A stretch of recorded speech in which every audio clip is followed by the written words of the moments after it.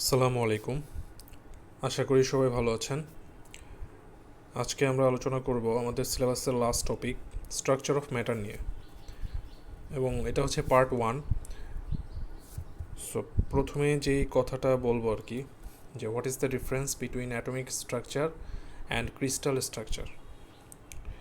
Atomic structure relates to the number of protons and neutrons in the nucleus of an atom. মানে atomic স্ট্রাকচারটা মূলত একটা নিউক্লিয়াসের number of proton এবং neutron নিয়ে আলোচনা করে, এবং সাথে সাথে এটা নাম্বার অফ প্রবাবিলিটি ডিস্ট্রিবিউশন, একটা অ্যাটমিক স্ট্রাকচারের মধ্যে যে প্রবাবিলিটি ডিস্ট্রিবিউশনটা থাকে সেটা নিয়েও অ্যাটমিক স্ট্রাকচার আলোচনা করে। বাট ইন ক্রিস্টাল স্ট্রাকচার সেখানে মূলত অ্যাটমগুলো কিভাবে বিন্যস্ত থাকে বা কী ধরনের অ্যারে মেনটেন করে সেটা নিয়ে আর কি ক্রিস্টাল স্ট্রাকচার ডিল করে মূলত। তো উদাহরণস্বরূপ আমরা দেখব যে ক্রিস্টালাইন ম্যাটেরিয়ালস এবং নন ক্রিস্টালাইন ম্যাটেরিয়ালস। ক্রিস্টালাইন ম্যাটেরিয়ালসটা হচ্ছে যেখানে অ্যাটমগুলো একটা রিপিটেটেড বা পিরিয়ডিক অ্যারেতে থাকে।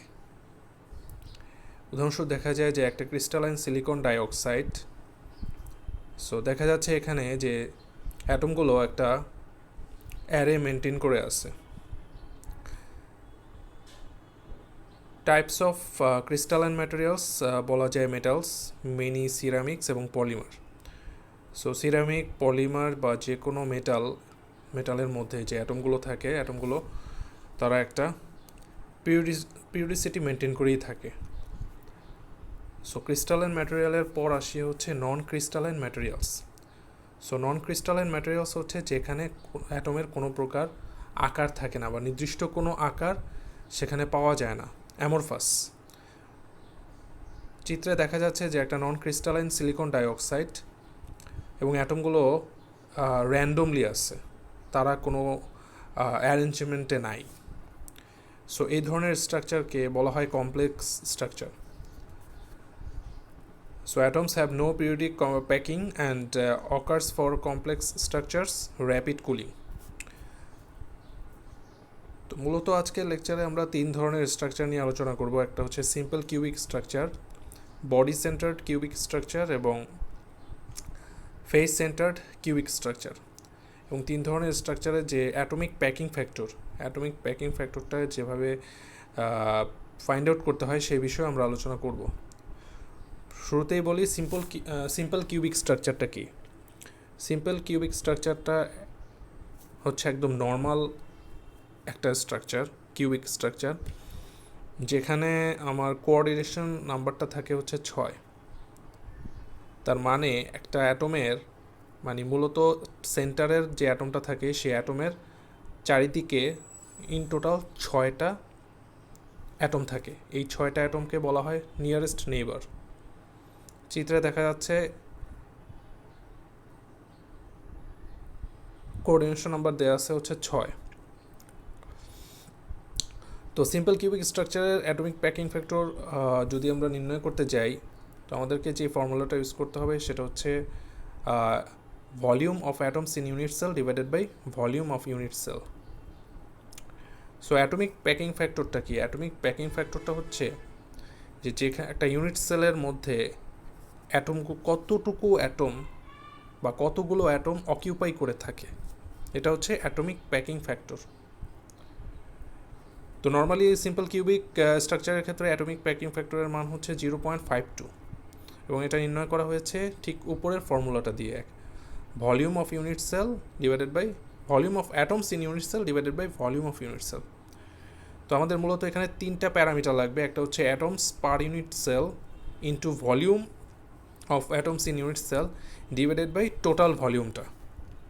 তো আমরা জানি যে কোনো একটা কিউবিক স্ট্রাকচারের ক্ষেত্রে টোটাল ভলিউমটা বা ভলিউম অফ ইউনিট সেল হচ্ছে এ কিউব, যদি এর লেন্থ গুলা এ যথাক্রমে এ হয় আর কি, এবং এখানে রেডিয়াসের যে মানটা দেওয়া আছে সেটা হচ্ছে 0.5 a। তো সিম্পল কিউবিকের ক্ষেত্রে আমরা জানি যে টোটাল 8টা অ্যাটম, বা যে কোনো কিউবিক স্ট্রাকচারের ক্ষেত্রে 8টা অ্যাটম চারিদিকে বিন্যস্ত থাকে।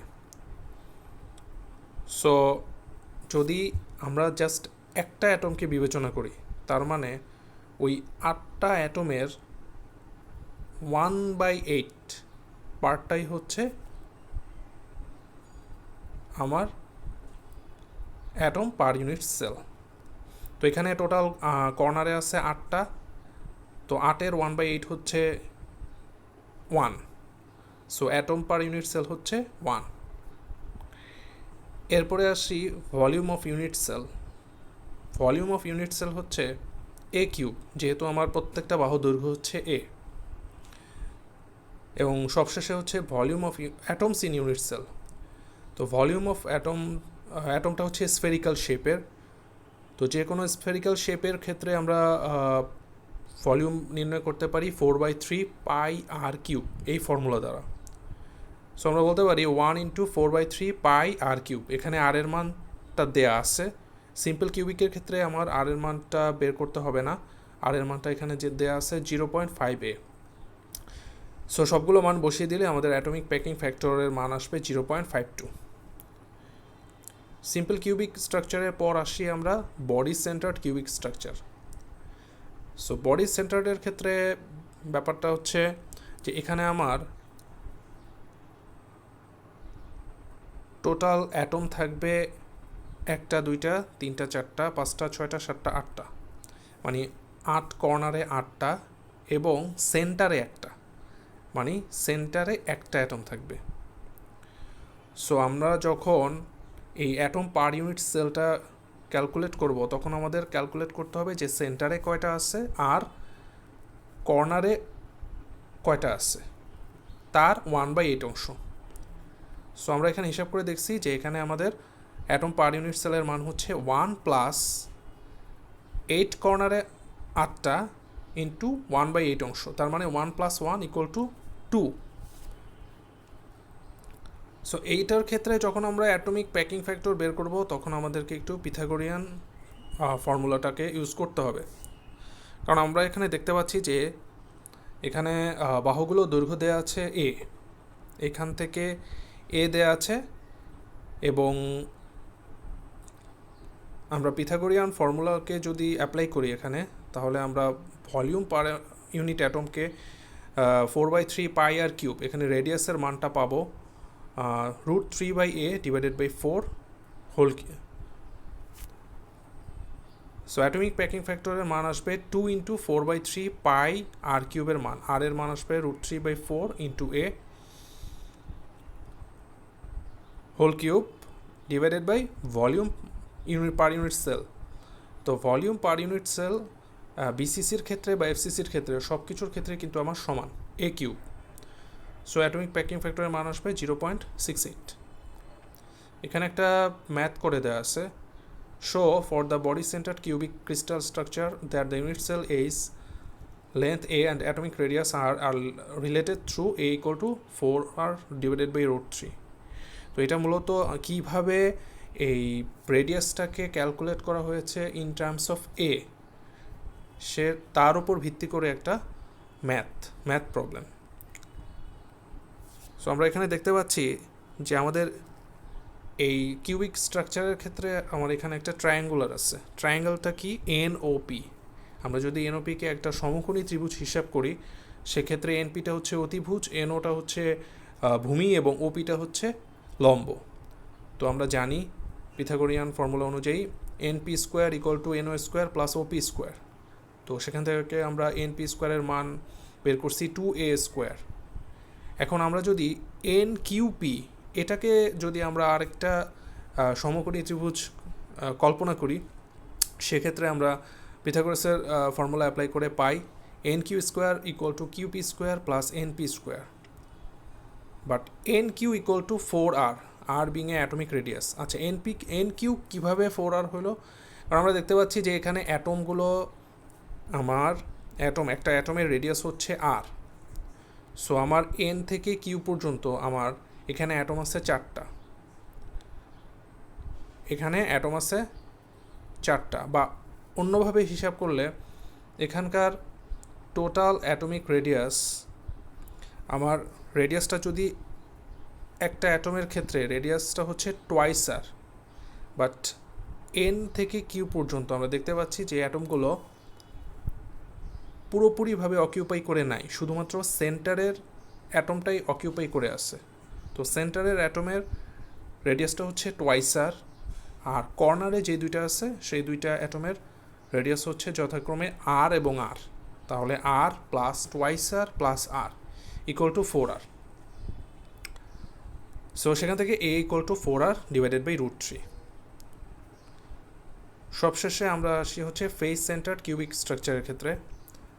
ফেস সেন্টারের ক্ষেত্রে আমরা দেখতে পাচ্ছি যে উদাহরণস্বরূপ বলা যায় যে যে মৌলগুলো মূলত ফেস সেন্টার্ড কিউবিক স্ট্রাকচারকে মেনটেন করে, সেটা হচ্ছে অ্যালুমিনিয়াম, কপার, তারপর গোল্ড, তারপর নিকেল, প্লাটিনাম, এবং এদের সবগুলোর কোঅর্ডিনেশন নাম্বার হচ্ছে 12।